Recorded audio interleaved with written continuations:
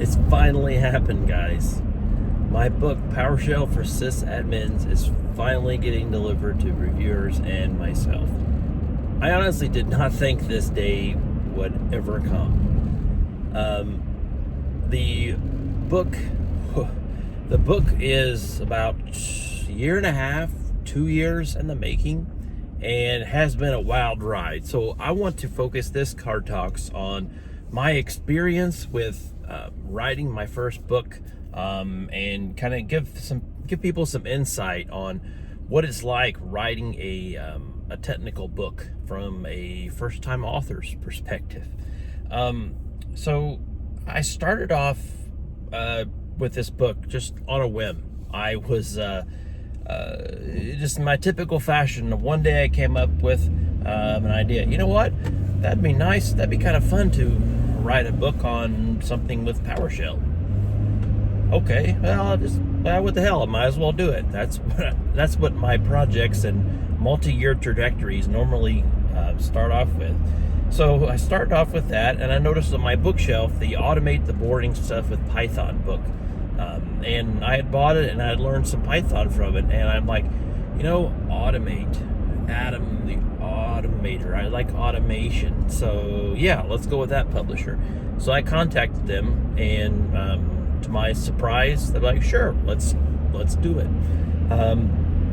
So I started on that about a year and a half, 2 years ago, and had a few meetings with the publisher, figuring out the workflow and everything, and I got started.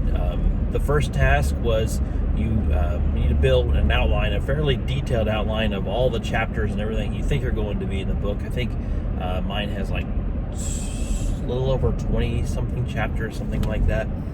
And once you kind of go back and forth with the publisher a little bit on the outline and the kind of the meaning of it and the intent, the target audience is a big one. At first, if you're working with a publisher, they're big on marketing, like how much reach do you personally have? Who can you recommend to do reviews? Who can you recommend to promote this? That was a big kind of thing that I remember when I first started, was the whole marketing shtick of it. The writing is just the first part. Writing and publishing is the first part. The marketing, getting it out there and getting people to know about it, which in this Card Talks is one of the ways to do that. So that's a big one that I wasn't really prepared for when I first started writing the book, was kind of the whole marketing angle around it. And then really the writing part was not bad at all. I'm a big rough draft kind of person. I don't I like writing things once, and then if I go back to edit it, it's just like, this is boring. I've already written this. I don't want to tweak it and mess with all the little details. That's just me. So the editing portion was a big struggle. That was the biggest struggle for me, because I've just checked out on a lot of the editing, because I'm like, this is just worrying about where a period is, or asking if, did you really mean this way? And from the publisher's side, by far and away, it made it a much better book. The editing process made it a much better book.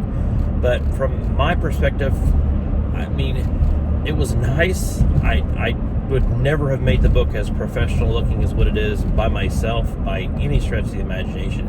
All the questions they had were legitimate, made the text better. Great editors. But it's like, God, I just hated going back and do the edits. The editing process, the writing process wasn't bad. The editing process was by far and away the worst part. Necessary, but the worst part for me. To give you an idea of what it's like to go through an editing process with a publisher, there is, I can't remember, 4 or 5 layers of editing, something like that. So whenever you write a book, you write it by the chapters, and I wrote in Word docs, which is another story, another rant altogether about the Word docs and the collaboration back and forth. But essentially, you have one chapter per Word doc, and you write the chapter. based on the synopsis or the outline that you had.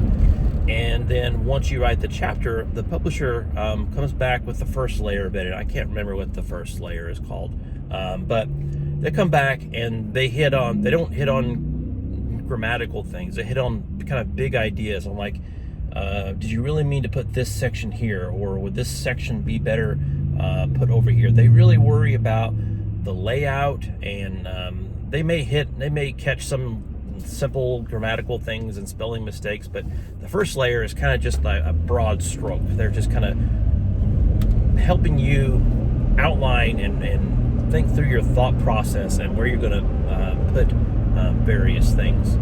And that goes back and forth for every chapter. You may go 2 or 3 times with an editor back and forth to that. And then once you go through that process, then you go through another one where they get a little bit more detail. I can't remember, it's not copy editing. I can't remember the official publisher term for it, but they get more granular with you. And here, since the outline is pretty much set in stone, they're like, okay, that's good, we understand the thought process, your flow, and then they start on grammatical things, sentence structure, making sure your sentences, making sure the text makes sense, making sure that people understand what you're talking about in those sentences, and a little bit more granular things like that. You go back and forth, and then the next phase is much more granular of its grammar and spelling. They'll say a lot of the times they'll do the majority of this editing for you, especially in the later phases. So whenever you go through these phases, your editing will have much more work front-loaded than it is on the back side. And that's one of the good things about going through a publisher is they have these professional editors that will do a lot of the work for you, and the things that they're not aware of, they will ask you about and you'll have to address. But so as you go along, then the copy editing, I think it's called, I can't remember, but that layer they will go through and fix spelling, minor grammatical things, maybe ask some random questions, say, well, I don't understand this sentence, can you structure this better, that sort of thing, the kind of the wording of the chapters. And then there's another one, I believe, I lost count of the individual stages of editing. And there's another one like the screenshots are fuzzy, or do we have the right screenshots here? Layout is another big one. Whenever you write in Word, you have one big Word document, maybe you have pages in the Word document, but those pages have to correlate to actual print pages. If this is a print book, not an ebook, all those pages have to be laid out in a specific order. Forgot another one. Formatting. The style guide. Publishers have a style guide that you have to follow, where what certain aspects are going to be in italics, what things are going to be in bold, what pieces of code, how is code going to be represented. You have a style guide for all of your text that you have. That's another big one. That's the later areas where they check to make sure you're matching the specific style guide. And I can't remember the other ones. There's like a last editing phase. I think it's the formatting. I don't know what it was called again. To where they have to make sure that your text does not go over a specific length, to make sure that the page breaks are right in the actual paper pages. There's so much that goes on that I had no idea about before I started this, of just making sure that your content correlates well to a page or pages in the actual book. It's an extremely time-intensive, laborious process to try to match your content, the things that you wrote, in a professional, structured manner, and get that all formatted exactly right to the pages in the book. Let's see. last phase, let's say we're through editing. Last phase, indexing. Indexing is another thing I had no idea about whatsoever. Indexing is you look at the back of a book, you see all these terms, and then you see the page number that the terms are at. What you don't realize with indexing is that it's kind of hard to know where in the book you're talking about X, or where in the book you're talking about Y, and you have to match up the term that you're talking about it to an individual page. It's a horrible process, and I didn't do it myself. I actually paid my publisher to do it for me, because technically I'm in charge of that. I signed the contract where I'm in charge of creating the index, but God knows how long it would have taken me to build that index. So I don't know, it was like a few $1,000 or something that the publisher took out of my royalties to hire somebody else to do the index for me. That was another issue altogether. And the payments with I haven't actually got it. The book was just published last week or something, I think, and it's not even out to bookstores and everything yet. But when the book was published, you originally, at least my experience, I received an advance royalty. So with the book deals, if you're not familiar, they're based on royalties. So depending on how many books that you sell, you get a specific percentage of those sales. You sign that up front in the contract of you have an option to where you can sign in, say, I want more royalty advance up front, less royalty advance with a higher percentage overall. You kind of make a gamble whenever you're first doing the contract, because if, let's say that your book is insanely popular and you choose to get a higher royalty advance up front but a lower percentage, in the long run you're going to be worse off. You get more money up front, but in the long run you're going to be much worse off. But let's say your book is a complete flop and you get a big percentage, big royalty advance up front, then then you don't hardly sell anything. Your small percentage really doesn't matter because the sales aren't coming in anyway. So you kind of take a gamble up front. At the time, I needed the money. I needed the advance, so I took the larger, the lump sum, I guess, the larger advance up front with a small royalty.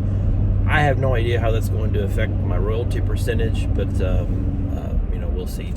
And I can't remember the specific percentage of revenue that I get. I think it was I can't even remember. You don't, as an author, you don't get you don't even get 50% of it. That I cannot remember. I mean, I don't think, I cannot remember. I wish I could remember right now, but you don't get near as much. I mean, when you go through a publisher has a lot of work to do, to be honest. I only did, realistically, I think I only did a small percentage of it by writing the book. You'd think that's a huge percentage, but you don't realize all the time that goes into editing and the detail and all the different editors and the different expertise and the indexer and the getting the book printed and the marketing and everything else that goes with writing with a book. The writing portion is just the very beginning.